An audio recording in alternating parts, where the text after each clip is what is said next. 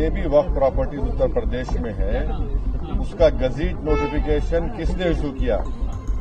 आपने तो इशू नहीं किया, हमने तो इशू नहीं किया, सरकार ने इशू किया। अब सरकार अब इशू कर रही है तो फिर वो बताए कैसा वो गलत हो रहा है। Hindu marriage act, Hindu succession act को एक्सेप्शन दे रहे हैं आप, ट्राइबल्स पे लागू नहीं होगा।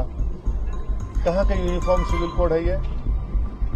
आप सिर्फ मुसलमानों को उनके मजहबी तरीके से शादी या डिवोर्स या फिर जायदाद का बंटवारा उसको रोक रहे हैं। ये वक्फ की जायदादों को लूटने के लिए इस तरह का मोदी सरकार कानून लाने की कोशिश कर रही है। एक पार्लियामेंट के कानून के तहत वक्फ बोर्ड बनता है, स्टैट्यूटरी बॉडी है, उसके ताल्लुक से एक संवैधानिक पोस्ट पर रहकर इस तरह की वाहियात बात वो करते हैं तो वो मैं इसका कंडेम करता हूं। और वो क्यों कह रहे हैं? इसलिए कह रहे हैं कि वो नफरत की फिजा जो है मुसलमानों के खिलाफ उसको और फैलाना चाहते हैं। जब उत्तर प्रदेश में जितनी वक्फ की प्रॉपर्टीज हैं उसको सरकार के ऑफिसर खुद सर्वे करते हैं और सर्वे करने के बाद जब रिपोर्ट लिखते हैं चीफ सेक्रेटरी को तो सरकार उन प्रॉपर्टीज को गजीट इशू करके कहती है कि वक्फ की प्रॉपर्टी है।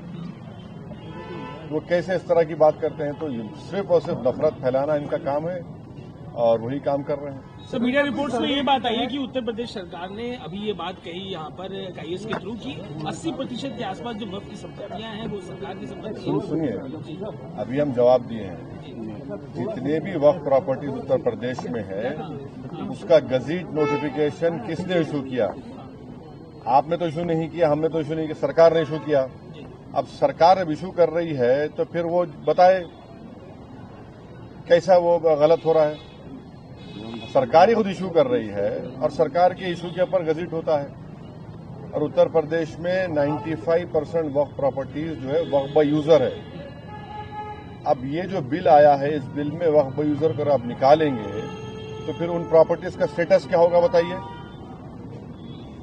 सर, ये आखिरी बैठक थी कहीं न कहीं। इंच की जमीन हम वापस लेंगे, इसका क्या आशय है?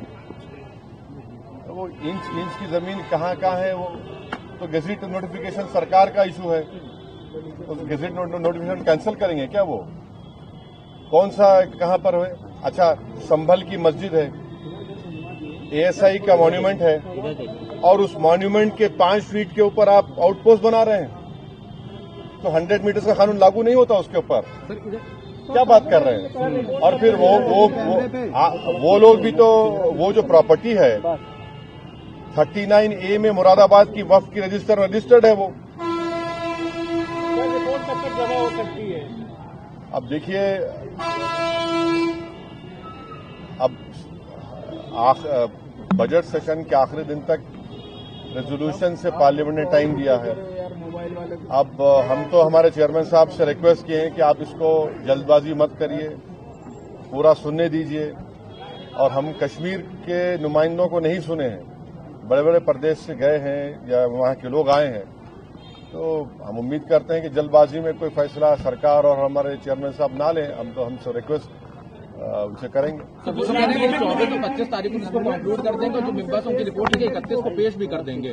तो वक्त जो टाइम बाउंड देखिए वो 24-25 को मीटिंग है, मगर मैं प्रियम्प्ट नहीं कर सकता क्या होगा बोलने के लिए। पिछली कुछ बैठकों में देखने को मिला था हिंसा हो गई, सांसद आपस उत्तराखंड में यूसीसी को लेकर उन्होंने ये इसको यूसीसी नहीं बोल सकते आप।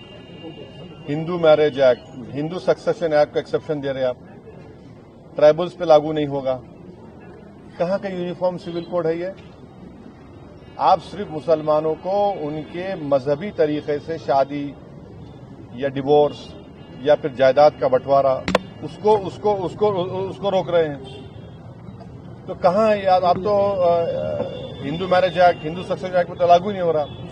और ये झूठ बोल रहे हैं। इस देश में ऑलरेडी अगर आप अपने रिलीजन के कानून के तहत कोई चीज नहीं करना चाह रहे तो आपके पास स्पेशल मैरिज एक्ट है, इंडियन सक्सेशन एक्ट है, जुवेनाइल जस्टिस एक्ट है, उसको इस्तेमाल करिए ना। और ये बात हमको समझ में नहीं आ रही कि हिंदू अनडिवाइडेड टैक्स रिबेट जो मिलता है 2 साल पहले 1700 करोड़ का टैक्स रिबेट मिला, वो क्यों नहीं मिलता मुसलमानों को, ईसाइयों को ये तो राइट टू इक्वालिटी के खिलाफ है। और आप यूनिफॉर्म सिविल कोड की बात करते हैं, मगर कोई अपना मजहब हिंदुइज्म से चेंज करता है तो उसको परमिशन लेना पड़ता है। तो कहाँ का यूनिफॉर्म सिविल कोड हुआ ये? सर कहीं ना कहीं ये जो वक्फ एक्ट है वो सीधे तौर पे मुसलमानों से जुड़ा हुआ है। तो देश के मुसलमान क्या चाहते हैं, वो ये जो एक्ट है वो लागू होना चाहिए। कौन सा एक्ट? वक्फ अमेंडमेंट एक्ट। नहीं, देखिए, जहां तक हम जानते हैं, मुसलमानों का एक बहुत बड़ा ऑर्गेनाइजेशन है, all India Muslim personal law board, जिसमें मुसलमानों के मुख्तलिफ मसलक और मुख्तलिफ ऑर्गेनाइजेशन, सोशल, रिलीजियस सब हैं। सब ने उसमें पर्सनल लॉ बोर्ड ने इसको रिजेक्ट किया है और सब ये कह रहे हैं कि 2013 का जो कानून है वो बेहतर है, जो प्रिंसिपल एक्ट है। आज आप कोई कानून ला रहे हैं तो वक्फ की इस जायदाद को बचाने के लिए नहीं, वक्फ की जायदाद को बर्बाद करने के लिए ला रहे हैं। आप बताइए कि वक्फ बोर्ड में नॉन मुस्लिम मेंबर कैसे होगा?